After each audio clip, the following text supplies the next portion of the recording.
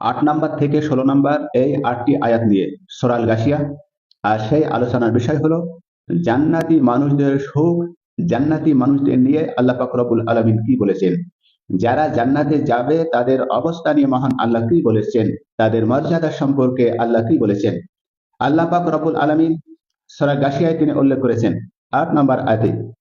আল্লাহ 8 নং আয়াতে বলেছেন সেই দিন কিছু মুখ হবে স্নিগ্ধ ও আনন্দিত। আল্লাহ এখানে বলছেন সেই কিয়ামতের দিন, যেদিন বিচার কার্য সম্পাদন হবে, ফাইসাল্লার দিন হবে, সেই দিন কিছু মুখ হবে স্নিগ্ধ ও আনন্দিত। আল্লাহ সূরা গাশিয়ার 8 নং আয়াতে এটা ঘোষণা করেছেন কারা তারা যাদের মুখ হবে স্নিগ্ধ ও আনন্দিত। তারা এই দুনিয়াতে সৎ আমল করেছে, সালাত কায়েম করেছে কোরআন সুন্নাহ অনুযায়ী, এবং ইসলামের যত নিয়মবিধি আছে তারা যথাযথ সেগুলো আমল করেছেন, পালন করেছেন সম্পূর্ণ কোরআন ও সুন্নাহ ভিত্তি অনুযায়ী। আল্লাহ সেই ব্যক্তিদেরকে জান্নাতে দিবেন বিচারের দিন, কিয়ামতের দিন তাদের মুখ হবে স্নিগ্ধ ও আনন্দিত। এখানে আল্লাহ আরো বলেছেন সূরা ইউনূস আয়াত নাম্বার 26-এ, আরো বলেছেন সূরা আলে ইমরান আয়াত নাম্বার 106-তে। তাহলে অন্তরের ন্যায় শান্তিমুখী প্রকাশ। এখানে অন্তরে যদি কেউ শান্তি পায় তাহলে সেই শান্তির প্রকাশ পাবে তার মুখের প্রতিচ্ছবিতে। যদি কোনো মানুষ সুখে থাকে আপনি তার মুখমণ্ডলের দিকে তাকাবেন, তার পোশাকের দিকে তাকাবেন, এই প্রতিচ্ছবিতেই আপনি বুঝে নেবেন এই ব্যক্তি সুখে আছে নাকি কষ্টে আছে। আল্লাহ কোরআনুল কারিমে বলছে সেই দিন কিছু মুখ হবে স্নিগ্ধ ও আনন্দিত। তাহলে অন্তরের ন্যায় ও শান্তি মুখে প্রকাশ পায়। এ বিষয়ে নবী করিম সাল্লাল্লাহু আলাইহি সাল্লামের একটি হাদিসেও বলা হয়েছে যে নবী সাল্লাল্লাহু আলাইহি সাল্লাম বলেছেন, আর সেই হাদিসটি আছে সহিহ মুসলিমে 181 নাম্বার হাদিসে।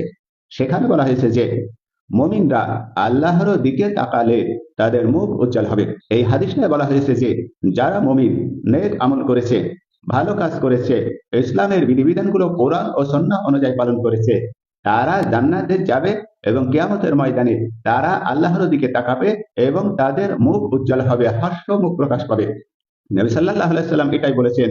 তাহলে আত্মিক আনন্দ হলো দেহে প্রকাশিত হওয়া, আত্মিক আনন্দ হলো দেহে প্রকাশিত হওয়া। রাসূল সাল্লাল্লাহু আলাইহি সাল্লাম বলেছেন মুমিনরা আল্লাহর দিকে তাকালে মুখ উজ্জ্বল হবে, ইসলাম ধর্ম পালন করে জান্নাতে যাওয়া যাবে।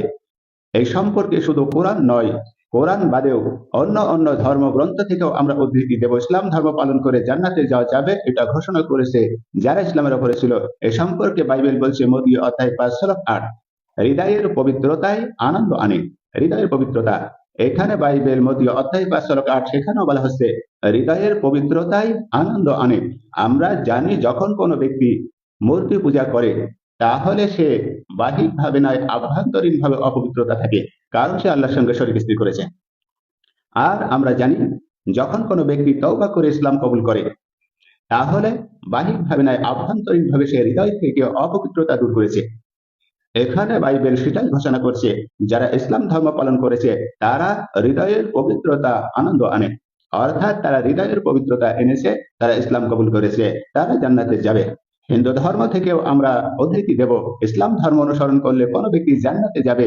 এ বিষয় নিয়ে কি বলা হয়েছে হিন্দু ধর্মের ঋগ্বেদ, সেখানে উদ্ধৃতি দেওয়া হয়েছে মন্ডল 10 সূক্ত 135-এ মন্ত্র 1, সেখানেও বলা হয়েছে সৎ কর্ম আনন্দের ফল দেয়। সৎ কর্ম আনন্দের ফল দেয়। তাহলে কোরআন যেটা ঘোষণা করছে যে মুমিনরা জান্নাতে যাবে, তাদের মুখ হাস্য উজ্জ্বল হবে। আমরা দুনিয়ার একজন মানুষের মুখমণ্ডলের দিকে যদি তাকাতে পারি তাহলে এই ব্যক্তি কষ্ট আছে নাকি সুখী আছে আমরা তার প্রতিচ্ছবি দেখে বলতে পারি। ইসলাম ধর্ম পালন করে জান্নাতে যাওয়া যাবে এবং মুমিন মুসলিমরা যাবে, এই বিষয় নিয়ে ঋগ্বেদ ঘোষণা করছে মন্ডল 10 সূক্ত 135 মন্ত্র 1। সৎকর্ম আনন্দের ফল দেয়। সৎকর্মে আনন্দের ফল দেয় বলতে এখানে কি বুঝেছেন? একমাত্র পৃথিবীতে যারা ইসলাম ধর্ম পালন করে তারা আল্লাহ পাক রব্বুল আলামিনের প্রদত্ত দিন পালন করে, যেটা নবী মুহাম্মদ সাল্লাল্লাহু আলাইহি ওয়াসাল্লামের কাছে কোরআনুল কারীম পথ প্রদর্শক জীবন গ্রন্থ হিসেবে, লাইফস্টাইল হিসেবে প্রদান করা হয়েছে। এই দুনিয়া এবং আখিরাতের প্রতিদান কি হবে ঋগ্বেদ সেটা বলছে সৎকর্ম। আমরা যেটা জানি ইসলাম ছাড়া পৃথিবীতে অন্য ধর্ম পালন করে তারা সৎকর্ম করে না, তাদের সৎকর্ম নিষ্ফল হয়ে যাবে। আমরা আরো বলতে পারি ভগবত গীতা নিয়ে। ভগবত গীতায়ও বলা হয়েছে যে অধ্যায় 6 শ্লোক 15 সেখানে বলা হয়েছে যে মুসলিমরা জান্নাতে যাবে, স্বর্গের রাজ্যে যাবে, এটা ঘোষণা করা হয়েছে। ভগবত গীতা অধ্যায় 6 শ্লোক 15-তে বলা হয়েছে যে প্রশান্ত আত্মা সুখী হয়, প্রশান্ত আত্মা সুখী হয় তাহলে ভগবত গীতা এখানে পরিষ্কারভাবে ঘোষণা করছে যে প্রশান্ত আত্মা সুখী হয়। এখন প্রশান্ত আত্মা বলতে কি বোঝায়? যারা আল্লাহ পাক রব্বুল আলামিনের নির্দেশিত কিতাব অনুসরণ করেছে, পথ অনুসরণ করেছে, নবী সাল্লাল্লাহু আলাইহি সাল্লামের লাইফস্টাইল ফলো করেছে, তাদের কথাই বলা হচ্ছে তারাই একমাত্র প্রশান্ত আত্মা, তারাই একমাত্র সুখী হবে। তাহলে কোরআন যেটা বলছে, ভগবত গীতাও সেটা বলছে, ইসলাম ধর্ম পালন করলে মুসলিমরা স্বর্গে রাজ্যে যাবে। আমরা বিজ্ঞান নিয়েও কথা বলতে পারি, যারা আল্লাহ প্রদত্ত দিন অনুসরণ করবে, মেনে চলবে, সেই অনুযায়ী দিন যাপন করবে, তাদের ব্যাপারে বিজ্ঞান কি বলেছে? বিজ্ঞানও এখানে বলেছে মানুষের আবেগ ও মুখের অভিব্যক্তি নিয়ে। এখানে আবেগ ও মুখের অভিব্যক্তি নিয়ে বিজ্ঞানও চর্চা করেছে। এখানে বিজ্ঞান বলছে, আর সেই বইয়ের নাম হলো মানব মনের প্রকাশ। আর মানব মনের প্রকাশ, এই বইটার লেখক হলো পল এক্সম্যান। সেখানে লেখা হয়েছে অধ্যায় 2 অন্তরে অনুভূতি, মুখের প্রতিচ্ছবি। তাহলে বিজ্ঞানও বলছে যে যারা অন্তর প্রশান্তি লাভ করবে তারা স্বর্গের রাজ্যে যাবে, আর তাদের অন্তরের প্রশান্তি পাওয়াতে মুখের প্রতিচ্ছবি ফুটে উঠবে।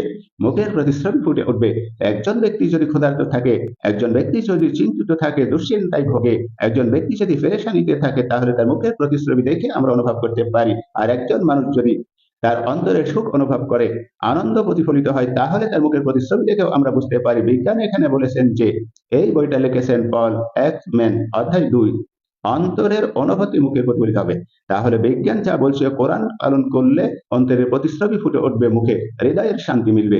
শ্রীমদ ভগবতায় সেই একই কথা বলছে, অধ্যায় 6 শ্লোক 15-তে, প্রশান্ত আত্মা সুখী হয়। যারা ইসলাম ধর্ম পালন করেছে, আল্লাহর আদেশ পালন করেছে, তারা সুখী হবে। আরো বলা হয়েছে ঋগ্বেদ মন্ডল 10 সূক্ত 135 মন্ত্র 1, সৎকর্ম আনন্দের ফল দেয়। তাহলে পৃথিবীতে একমাত্র সৎকর্ম তারাই করে যারা ইসলাম ধর্ম পালন করে, নবী সাল্লাল্লাহু আলাইহি সাল্লামের লাইফস্টাইল ফলো করে। আরো বলা হয়েছে বাইবেল ম্যাথিউ অধ্যায় 5 শ্লোক 8, হৃদয়ের পবিত্রতা আনন্দ আনে। এখানেও বাইবেল বলছে শিরক মুক্ত আমল, যেটা একমাত্র কোরআনুল কারীমের অনুসরণ ছাড়া আর কোনো পথ নেই। তাহলে বাইবেল এখানে বলছে পবিত্রতা আনন্দ আনে। এখানে হৃদয়ের পবিত্রতার ঘোষণা করা হয়েছে। নবী সাল্লাল্লাহু আলাইহি সাল্লামের হাদিসে সেটাই বলা হয়েছে, মুমিনরা আল্লাহর দিকে তাকালে মুখ হাস্যোজ্জ্বল হবে। এখানে মুমিনদের কথা বলা হয়েছে, যারা কোরআনুল কারীম নবী সাল্লাল্লাহু আলাইহি সাল্লামের লাইফস্টাইল অনুসরণ করবে। তাহলে আত্মিক আনন্দই হলো দেহের প্রকাশিত, আপনার মুখের অবয়বে তা প্রকাশ পাবে। এই কোরআনুল কারীম আল্লাহ বলেছেন সেই দিন কিছু মুখ হবে স্নিগ্ধ ও আনন্দিত। তাহলে অন্তরের ন্যায় ও শান্তি মুখে প্রকাশ পায়, অন্তরের ন্যায় শান্তি মুখে প্রকাশ পায়। এই ধর্মগ্রন্থগুলো সবই বলছে ইসলাম ধর্ম পালন করার কথা। নিয়ামতের শুকরিয়া কেমনে আদায় করি, তাই বারে বারে ওই কদমে লুটিয়ে পড়ি,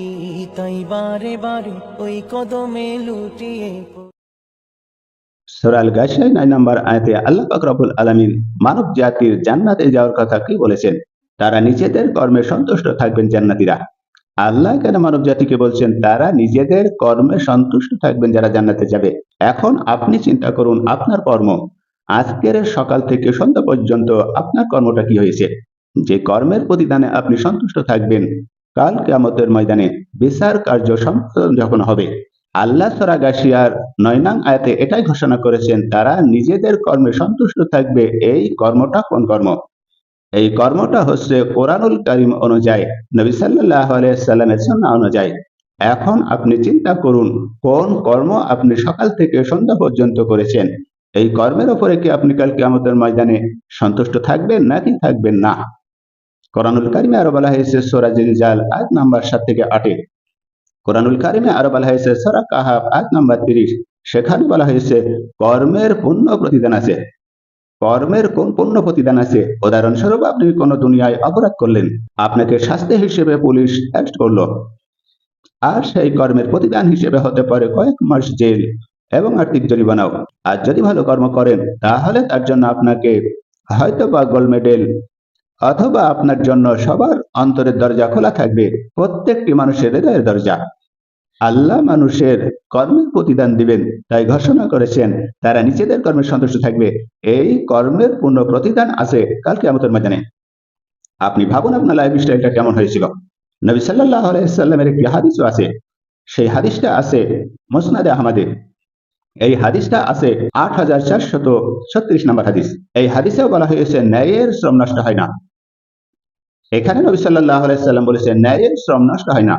এই জন্য যারা ন্যায় কর্ম করবে ন্যায় পথে শ্রম দিবে, তাদের শ্রম নষ্ট হবে না, আল্লাহ তার প্রতিদান দিবেন। এখানে নবী মোহাম্মদ সাল্লাল্লাহু আলাইহি সাল্লাম সেগুলোটি দিচ্ছেন। নবী মোহাম্মদ সাল্লাল্লাহু আলাইহি সাল্লামের এই বক্তব্য অনুযায়ী আপনার শ্রম কেমন হচ্ছে? নবী সাল্লাল্লাহু আলাইহি সাল্লামের হাদিসে এবং কোরআনুল কারিমে যেটা ঘোষণা করছে, তারা নিজেদের কর্মে সন্তুষ্ট থাকবে যারা কোরআনুল কারিম অনুযায়ী আমল করবে। নবী সাল্লাল্লাহু আলাইহি সাল্লামের লাইফ স্টাইল অনুযায়ী তারা জান্নাতে যাবে, তাদের কর্মে সন্তুষ্ট থাকবে, তারা সন্তুষ্ট হবে। এখন তারা জান্নাতে যাবে, সন্তুষ্ট হবে, এই ব্যাপারে বাইবেল কি বলেছে? এই ব্যাপারেও বাইবেল বলছে, রোমিও অধ্যায় 2 শ্লোক 6, বাইবেল ঘোষণা করছে যে কর্ম অনুযায়ী ফল।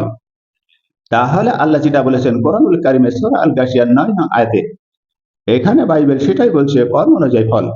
এবং নবী সাল্লাল্লাহু আলাইহি সাল্লাম যেটা বলেছেন হাদিসে, ন্যায়ের শ্রম নষ্ট হয় না। কোরআনুল কারিমে বলা হয়েছে তারা নিজেদের কর্মে সন্তুষ্ট থাকবে। এখানে বাইবেল সেই একই কথা বলছে, কর্ম অনুযায়ী ফল। রোমিও অধ্যায় 2 শ্লোক 6।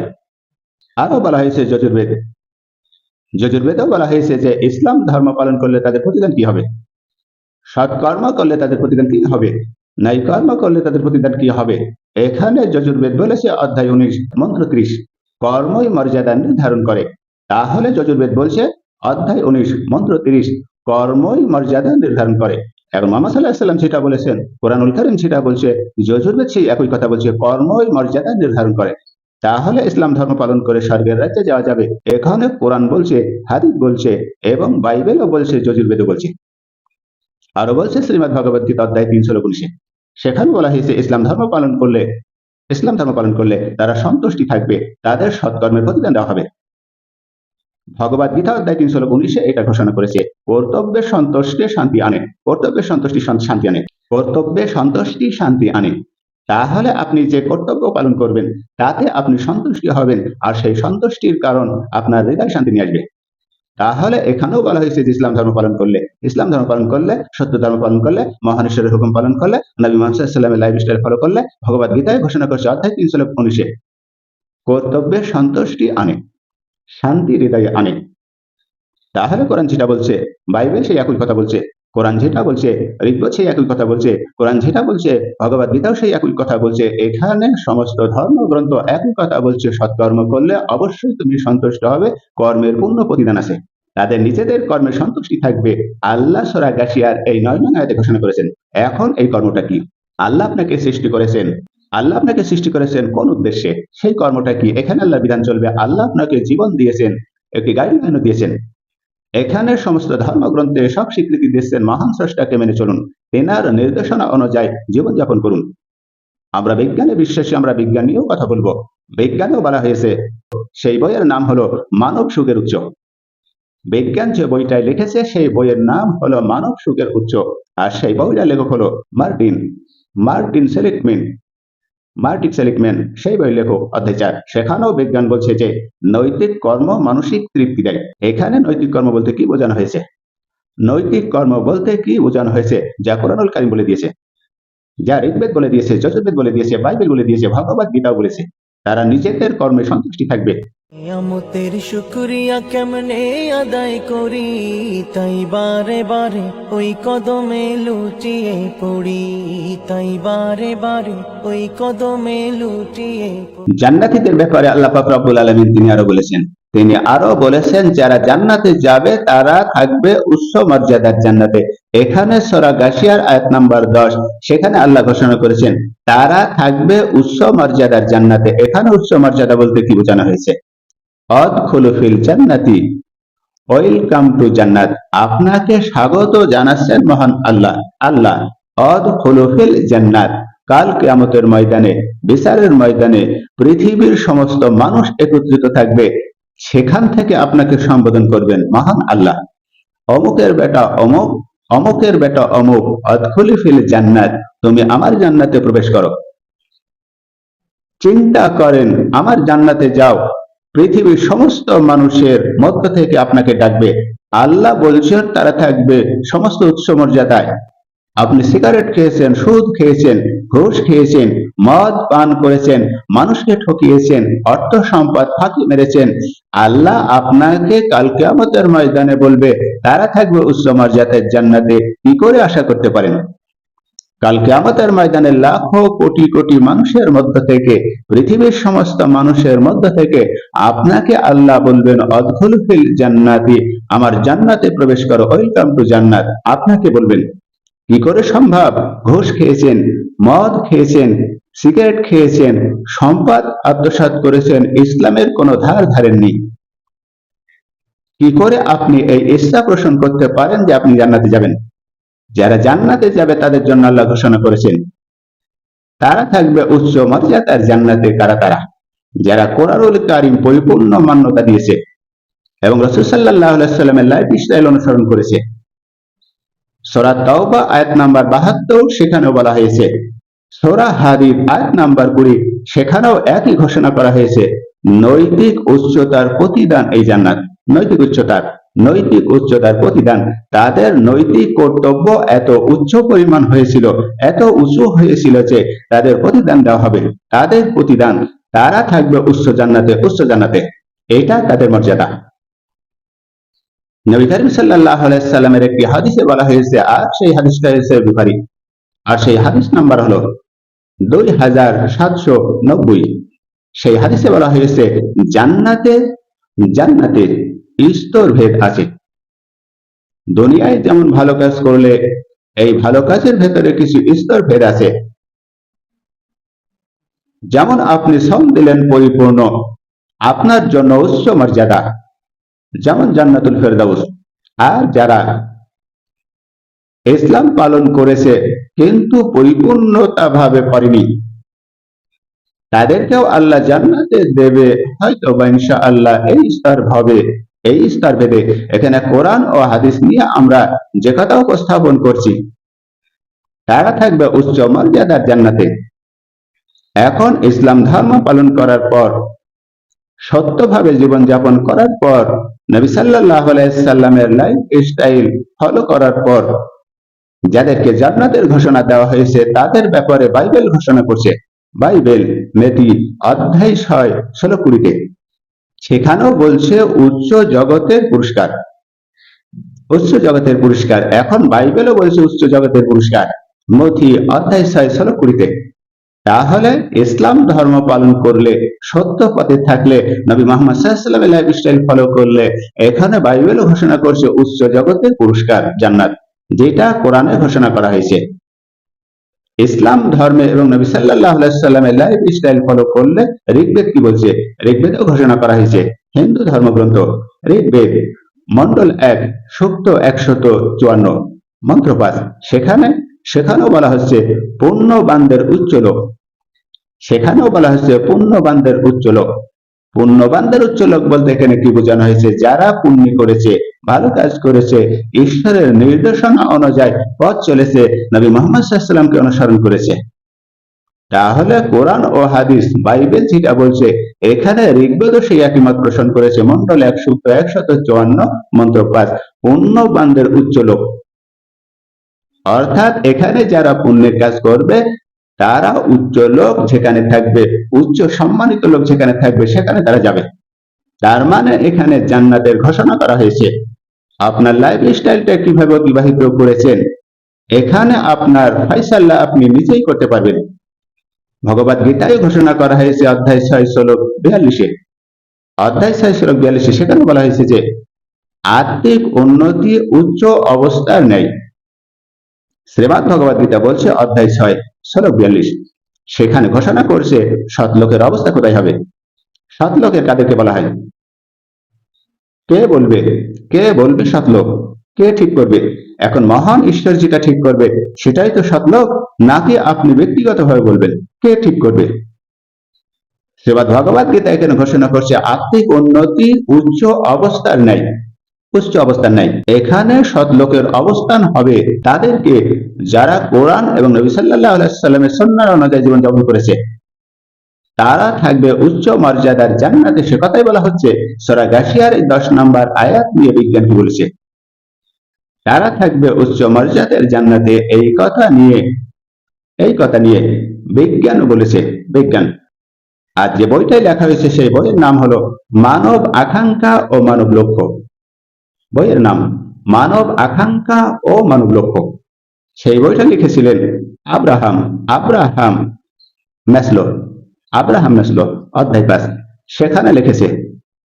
সেখানে লিখেছে মানুষ উচ্চতার অর্থ খোঁজে, মানুষ উচ্চতার অর্থ খোঁজে। তাহলে এখানে বিজ্ঞানও বলেছেন মানব আকাঙ্ক্ষা এবং মানুষের লক্ষ্য হলো মানুষ উচ্চতার অর্থ খোঁজে।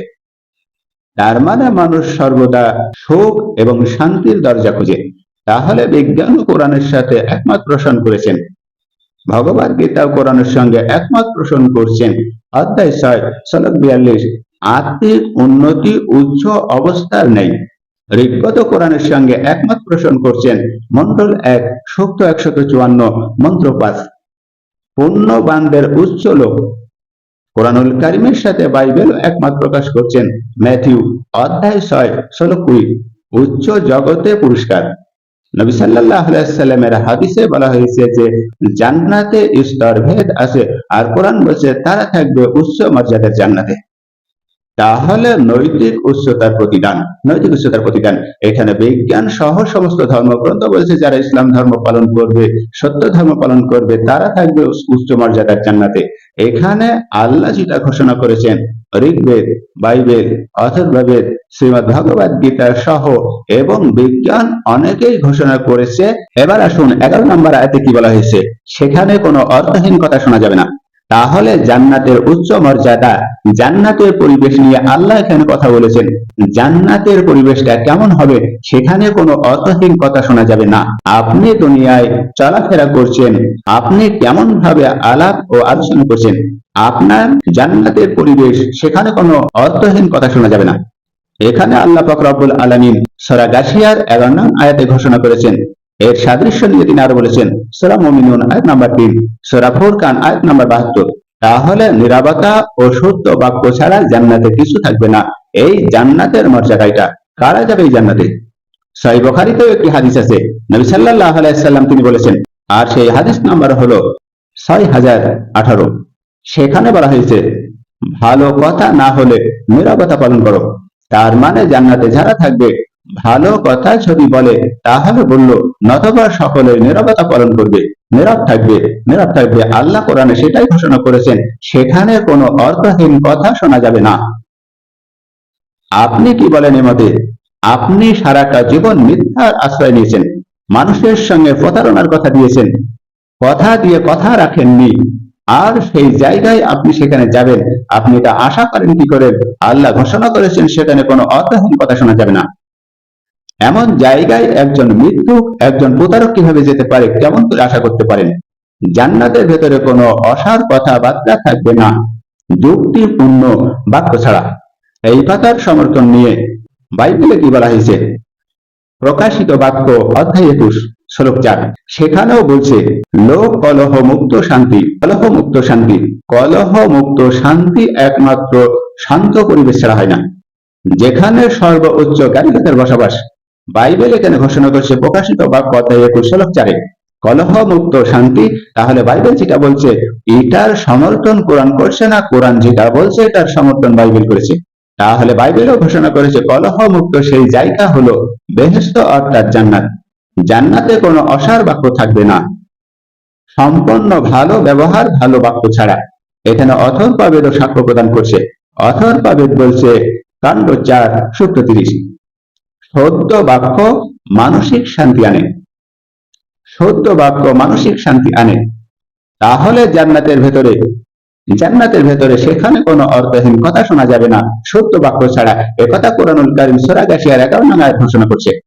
বাইবেলও ঘোষণা করছে প্রকাশিত বাক্য অধ্যায় 21 শ্লোক 4, কলহ মুক্ত শান্তি, সেখানে থাকবে কলহ মুক্ত পরিবেশ। বাইবেল ঘোষণা করছে জান্নাত আছে, স্বর্গের রাজ্য আছে। অথর্ববেদ ঘোষণা করছে কাণ্ড 4 সূক্ত 10, সত্য বাক্য মানসিক শান্তি আনে। এখানেও ঘোষণা করছে যারা জান্নাতে যাবে, স্বর্গে যাবে, সেখানে সত্য বাক্য মানসিক শান্তি নিয়ে আসবে। জান্নাত কলহমুক্ত, জান্নাতে থাকবে সত্য বাক্য, নতবা থাকবে মানুষ নীরব, শান্তিমন জায়গা। ভগবদ গীতায় ঘোষণা করা হয়েছে জান্নাতে অসার কথা থাকবে না।